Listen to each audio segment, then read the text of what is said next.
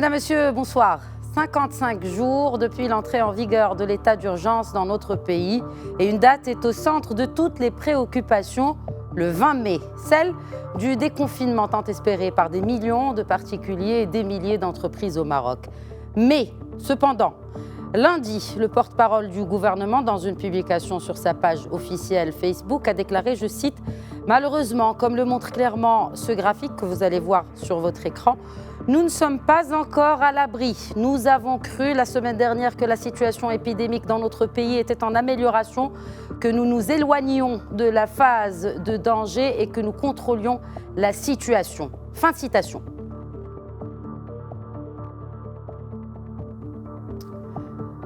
Et l'effet de la douche froide fut immédiat. Les réseaux sociaux ont été immédiatement inondés par les scénarios de prolongement du confinement, alors que les effets sociaux et surtout économiques pèsent déjà. Comment envisager le déconfinement? Nous poserons la question au président du Centre indépendant des analyses stratégiques, Driss Fina, qui a consacré une étude à cette question.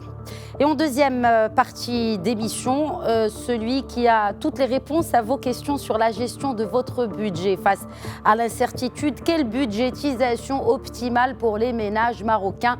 Ne ratez pas les réponses du consultant spécialiste de gestion de finances personnelles, Driss Khoudri.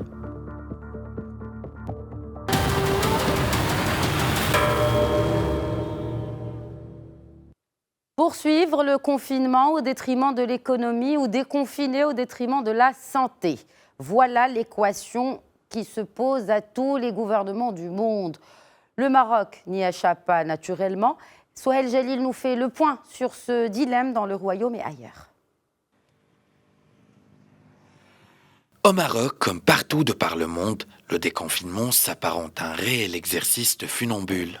En effet, tout l'enjeu du retour à la normale est de conjuguer la reprise des activités économiques et sociales à une parfaite maîtrise de la pandémie, une mesure hautement capitale pour éviter de provoquer une deuxième vague de contamination à l'heure où la crainte de cette deuxième vague menace plusieurs pays d'Asie, notamment la Chine, la cité-État de Singapour, le Japon, Taïwan et Hong Kong. Et alors que certains signes laissent espérer que le pire de la pandémie est bientôt passé aux États-Unis, selon la première estimation préliminaire du département de commerce américain, la pandémie a mis un terme à 10 ans de croissance économique ininterrompue dans le pays et le PIB, lui, a chuté de 4,8% au premier trimestre en rythme annuel. Même son de cloche en Europe, où presque 60 millions de travailleurs européens, soit plus d'un quart, pourraient voir leur emploi affecté par le confinement, rapporte une étude du cabinet McKinsey.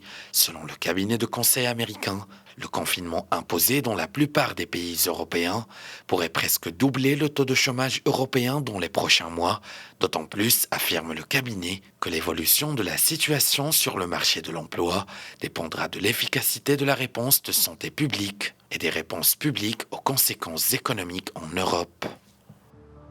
Et pour parler d'efficacité de réponse ici au Maroc, via Skype depuis Rabat, le président du Centre indépendant des analyses stratégiques. Bonsoir Driss Fina. Bonsoir. Ma première question est à l'économiste, au statisticien que vous êtes. N'est-ce pas frustrant pour tous les statisticiens aujourd'hui de mesurer les réels impacts de cette crise dont personne n'est en mesure de définir la fin ? Effectivement, il y a un grand problème sur plusieurs plans. Tout d'abord, on ne sait pas quand est-ce que ce phénomène va se terminer. Deuxièmement, nous n'avons pas en permanence les données actualisées. Donc, on a jusqu'à aujourd'hui, les chiffres que nous avons entre les mains sur l'économie, ils reviennent à la fin du mois de mars. Et ces données ne permettent pas de faire une vraie évaluation sur les impacts jusqu'à la fin de l'année. Une seule donnée nous avons aujourd'hui qui est très actualisée, c'est celle de la consommation de ciment, et c'est l'indicateur qui reflète un certain l'impact sur le secteur de BTP, mais pas sur l'ensemble de l'économie à aujourd'hui. Très bien. Donc aujourd'hui, nous ne sommes pas en mesure vraiment de quantifier l'impact réel sur l'économie marocaine, malgré beaucoup de prévisions ont été émises, que ce soit par le HCP ou d'autres institutions, sur justement la croissance, une récession attendue pour 2020. Qu'en dites-vous ? Effectivement, il y a des évaluations qui ont été effectuées par un certain nombre d'organismes et sont basées sur des hypothèses. Ces hypothèses ne sont pas en général très objectives. Nous voulons donc, à travers ce qu'on fait en permanence chaque jour, en actualisant nos travaux, nos observations, notre système de veille, il est actualisé chaque jour. Il reste difficile de faire des évaluations, mais donc on a établi jusqu'à aujourd'hui un certain nombre d'estimations sur l'effet sur les indicateurs macroéconomiques, sur les effets sur quelques secteurs importants comme l'industrie, comme l'agriculture, le monde rural, l'urbain. On a des estimations qu'on a réalisées à ce niveau-là, mais comme j'ai dit, on attend la sortie des derniers chiffres de fin du mois d'avril pour que nous puissions faire des bonnes estimations et parce que les estimations, elles donnent lieu à des décisions. Et vous savez, nous ne pouvons pas donner aujourd'hui des impacts assez larges sur lesquels donc on ne peut pas évaluer combien il faut faire d'efforts pour remédier à ces effets négatifs. Donc, prenons à titre d'exemple, concernant le taux de croissance, nous estimons que ça va être autour de moins 8,1% jusqu'à d'ici la fin de l'année si nous restons dans cette situation-là. C'est-à-dire que c'est... Et qu'en est-il si on passe à la phase de déconfinement, professeur Fina, quels sont les secteurs selon vous qu'il faudra prioriser et déconfiner en premier? Donc, le papier que nous avons distribué dit qu'il faut déconfiner tout. Donc, à part tout ce qui est rassemblement, tout ce qui est là où il y a des masses de personnes importantes, donc il fallait les garder donc en situation de confinement. Le reste, c'est-à-dire l'ensemble des secteurs économiques, il faut les ouvrir rapidement pour éviter d'autres catastrophes plus importantes. Qu'entendez-vous par des catastrophes plus importantes, Driss Fina? Donc, il y a des effets économiques que nous ne pouvons pas. Aujourd'hui, il y a plusieurs risques qu'il faut évaluer. Si nous restons dans le confinement, il y a un risque. Si nous levons le confinement à un moment donné, il y a un risque. Donc, les risques sont évalués en fonction du déconfinement et en fonction de ce processus de déconfinement. Donc, si on déconfine progressivement, donc nous allons avoir un impact donné. Si on ouvre la totalité, nous allons avoir un impact. Donc, on a essayé pour résoudre cette équation très difficile de faire un benchmark international. Nous avons pris les meilleurs modèles à l'échelle internationale. Donc, il y a beaucoup de pays d'Asie qui ont déconfiné d'une manière totale et la vie revient à la normale. Donc, on a étudié leurs modèles et on a vu que leurs modèles sont applicables pour le cas du Maroc. Est-ce qu'ils sont applicables dans le cas du Maroc, compte tenu des spécificités socio-culturelles du Maroc et du Marocain? La gestion de la pandémie jusqu'à aujourd'hui montre que le Marocain et la société marocaine s'adaptent bien. Nous avons aujourd'hui une situation différente du mois de mars. Aujourd'hui, le dispositif sanitaire s'est amélioré. Il y a beaucoup de mesures qui ont été prises.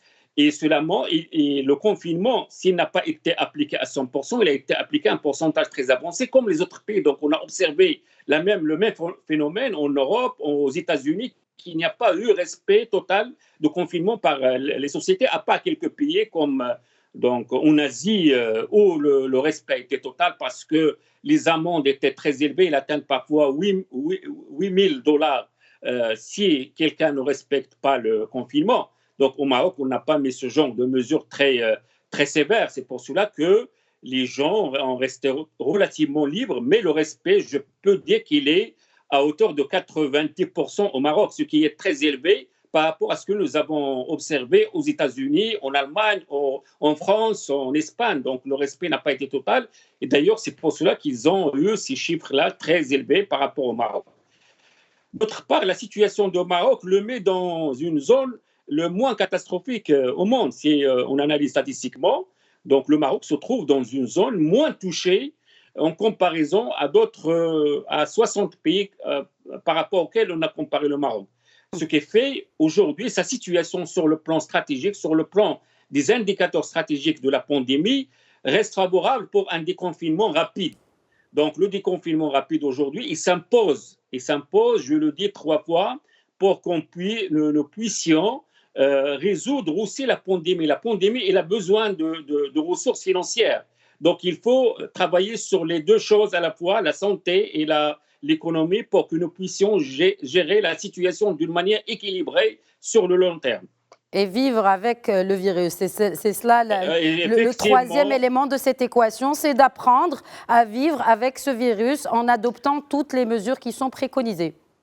Effectivement, d'après les scientifiques, le virus, il reste toujours inconnu. Et même les vaccins, aujourd'hui, nous ne pouvons espérer les avoir que d'ici maximum 1 an et même plus. Donc, ce qui fait, l'homme doit cohabiter avec le virus, et on attend les mutations qui vont arriver à ce virus-là. Est-ce qu'il va devenir plus virulent, moins virulent, etc.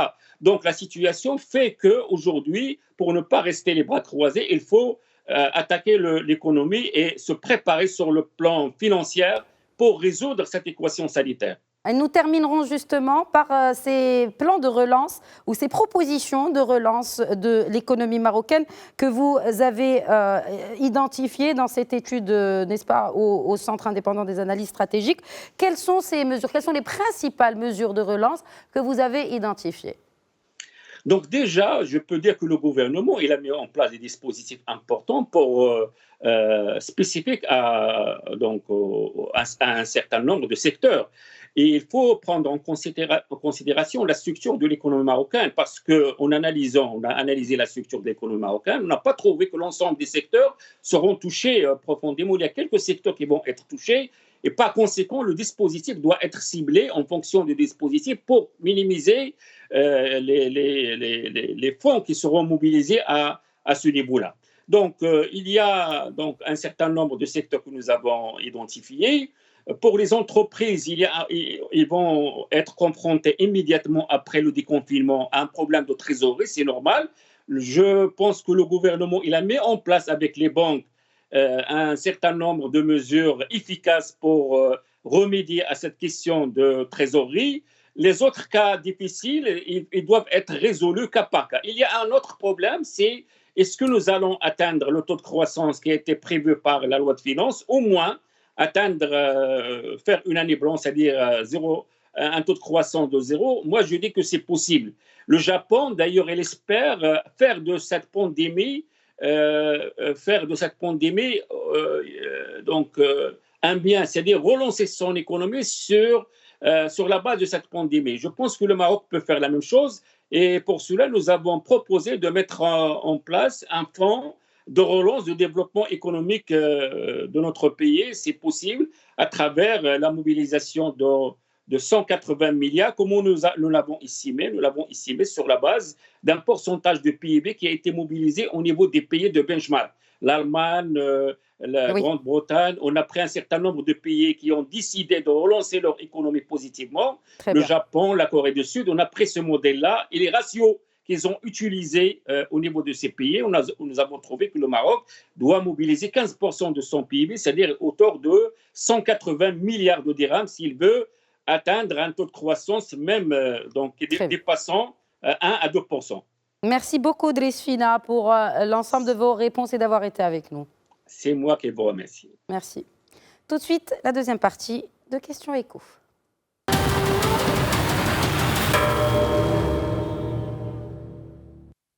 Et face à l'incertitude, quelle budgétisation pour les ménages en ces temps de Ramadan et surtout de coronavirus? C'est le thème donc de cette seconde partie de l'émission. Nous en parlons avec Driss Rodri, coach financier. Mais avant, faisons le point sur l'évolution des prix des denrées de consommation sur les marchés nationaux avec Souheil Jalil. Dans le royaume, le suivi quotidien du marché par les départements concernés fait état d'un approvisionnement normal en produits alimentaires, énergétiques et d'hygiène. Et pour le mois du Ramadan, l'offre disponible couvre largement les besoins et même plusieurs semaines, voire plusieurs mois selon les marchandises. Et pareillement, les prix des principaux biens de consommation essentiels maintiennent le trend baissier ou stable par rapport à la deuxième semaine de ce mois sacré, ainsi que par rapport à la même période du mois de Ramadan de l'année dernière. Plusieurs produits ont même enregistré des baisses des niveaux de prix.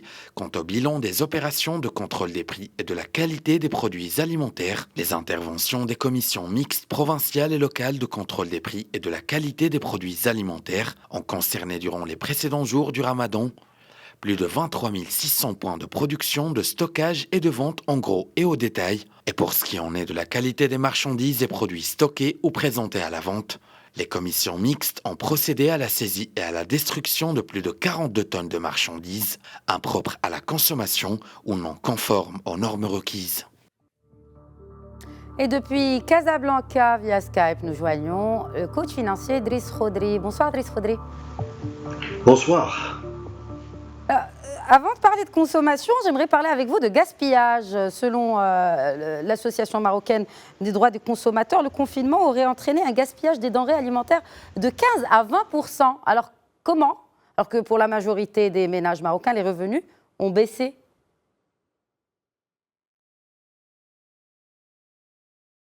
Est-ce que vous m'entendez ? Oui, je suis avec vous, oui. Avez-vous entendu la question, Driss Khodri ? Alors, il y a un effet de gaspillage. Absolument, absolument. Un effet de gaspillage. Pourquoi gaspiller alors que les ressources s'amoindrissent ? Parce qu'à un certain moment, au début du mois de Ramadan et avec l'arrivée de la pandémie, nous avons assisté à une augmentation d'un achat, j'allais dire, d'une manière anarchique. On a essayé de constituer une épargne en nature et pas en numéraire. Et les foyers se sont précipités vers les produits alimentaires pour se constituer un stock. Un stock pourquoi ?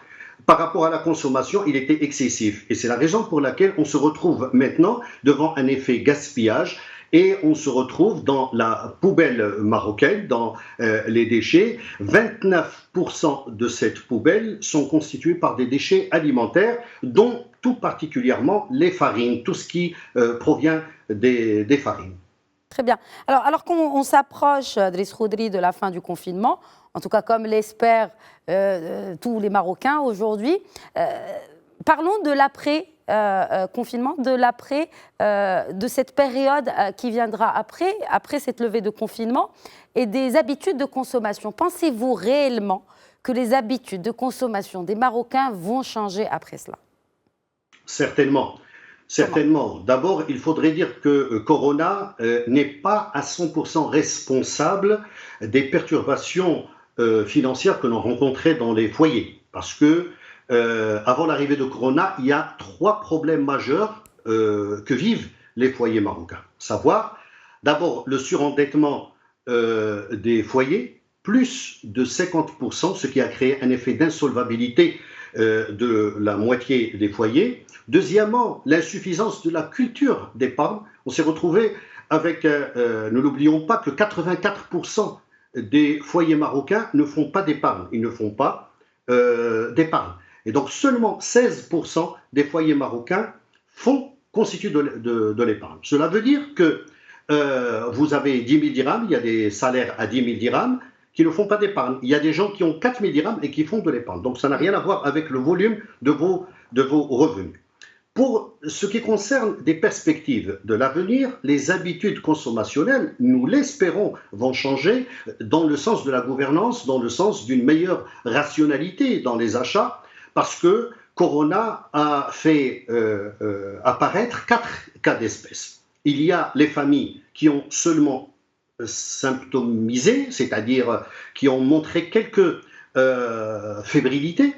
Il y a des foyers qui étaient pratiquement dans la dégradation, il y a des familles qui étaient dans la difficulté, et enfin, il y a des cas de figure où il y avait pratiquement un cas de crise. Et ce sont ces familles-là qui ont profité de l'aide de l'État et du fonds de Corona, et de la CNSS et également du RAMED.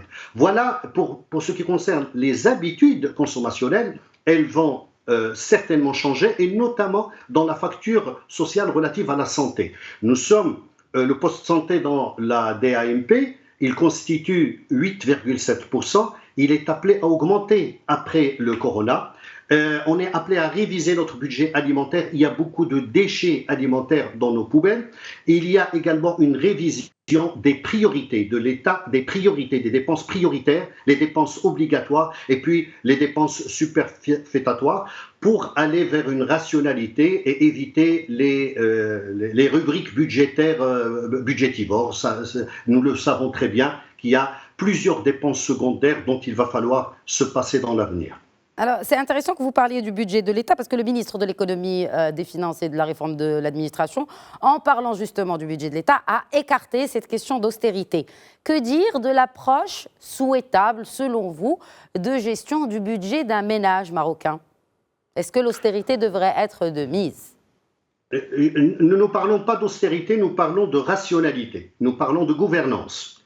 C'est-à-dire qu'aujourd'hui, il y a plusieurs rubriques budgétaires dans un foyer qu'il faut respecter, une quinzaine de rubriques budgétaires, l'alimentation, l'habitat, l'école, la scolarité des enfants, le sport, les voyages, etc. Il y a 15 rubriques en fait. Il va falloir respecter les priorités. Il faut prioriser ces rubriques budgétaires et ne pas aller vers des dépenses superfétatoires et nous nous sommes retrouvés en face de foyers qui ont créé leur structure budgétaire a connu une perturbation majeure à cause du corona parce qu'il n'y avait pas de priorité, il n'y avait pas d'organisation budgétaire, il n'y avait pas de comptabilité, où il n'y a pas de traces, où il n'y a pas de pièces justificatives dans leur documentation budgétaire. Voilà pourquoi il va falloir aller vers une rationalité et pas forcément dans l'austérité. Et qu'en est-il des dépenses exceptionnelles? Comment les dépenses exceptionnelles. Nous avons remarqué que le budget familial a connu la naissance de certaines rubriques budgétaires et la disparition d'autres rubriques. Alors, par exemple, tout ce qui est dépenses esthétiques, football, shopping, coiffeur, café, toutes ces dépenses ont disparu actuellement, momentanément. Elles vont revenir certainement après le déconfinement. Mais pour l'instant, ces dépenses sont au frigo. Mais d'autres dépenses, telles que les dépenses, par exemple, de la scolarité à distance, c'est nouveau pour le foyer marocain. Aujourd'hui, on est en train de voir comment est-ce que le foyer marocain va faire face à des dépenses supplémentaires. Ce sont des surprises au niveau des foyers. Il va falloir acheter des PC, des tablettes, recharger l'Internet pour les enfants pour qu'il y ait égalité d'accès à l'information. Donc, ces dépenses-là, s'il y avait de l'épargne dans les foyers avant, on aurait acheté ce matériel sans trop de difficultés. Aujourd'hui, on est obligé parfois de s'endetter pour que les enfants puissent accéder à l'information et pour qu'ils puissent faire l'apprentissage à distance comme il est souhaité. Driss Khodri, beaucoup disent, en tout cas prétendent que les ménages justement de la classe moyenne sont ceux qui souffriraient le plus, n'est-ce pas, de cette baisse des activités économiques et par ricochet, donc baisse des revenus. Est-ce vrai selon vous? Oui, la classe moyenne, parce qu'elle joue le rôle d'amortisseur, bien entendu, dans toute société organisée, mais nous avons constaté que toutes les personnes en relation avec la toute petite et la moyenne entreprise a été touchée tout particulièrement parce qu'il y avait pratiquement arrêt d'activité d'un certain nombre d'activités génératrices de revenus et un certain nombre d'entreprises qui étaient moyennes ou petites. Et c'est en fait la classe moyenne qui posséderait en fait ces entreprises et elle s'est retrouvée avec un arrêt d'activité qui aurait déclenché un ralentissement de l'activité de leur entreprise et le départ d'un certain nombre de licenciements momentanés, un certain nombre de pertes de chantier, pertes de marché, qui est synonyme, bien entendu, de manque à gagner sur le plan financier et budgétaire. Je voudrais terminer avec vous sur cette question de capitalisation. Comment capitaliser sur cet élan de solidarité que l'on remarque depuis, n'est-ce pas, depuis le début de cette crise au Maroc et notamment pour justement les plus démunis. Ne parlons plus de cette classe moyenne, mais des plus démunis. Comment capitaliser sur cet élan et le faire durer? Une durabilité de la solidarité au Maroc est-elle possible selon vous? Oui, à un moment donné, Corona va partir. Mais ce qu'il faudrait retenir, ce sont les leçons du Corona. Nous avons découvert une société qui était cousue, une société solidaire. Nous avons remarqué une société civile très active. Nous avons remarqué également, il y avait trop de critiques par rapport à notre système de santé. Il se débrouille pas mal par rapport à nos voisins et par rapport à la Méditerranée. Nous avons un corps médical qu'il faut respecter désormais. Je pense que s'il faut capitaliser, il faut capitaliser l'expérience, les résultats, la solidarité. Il faut capitaliser surtout sur la prévision. Il faut que nos systèmes budgétaires, notamment dans les familles, il va falloir aller dans des systèmes qui prévoient le risque et qui ne le subissent pas. Donc, les mauvaises surprises. Merci maintenant beaucoup. aller dans une rationalisation et une prévision. Rationalisation et épargne. Merci beaucoup, Voilà. Foudry. Le temps de l'émission est écoulé. Merci beaucoup. C'est la fin donc de Questions Écho. Je vous donne rendez-vous demain à 21h05 pour un nouveau numéro. N'oubliez pas que vous pouvez toujours interagir avec nous via le hashtag Questions Écho. D'ici là, prenez bien soin de vous.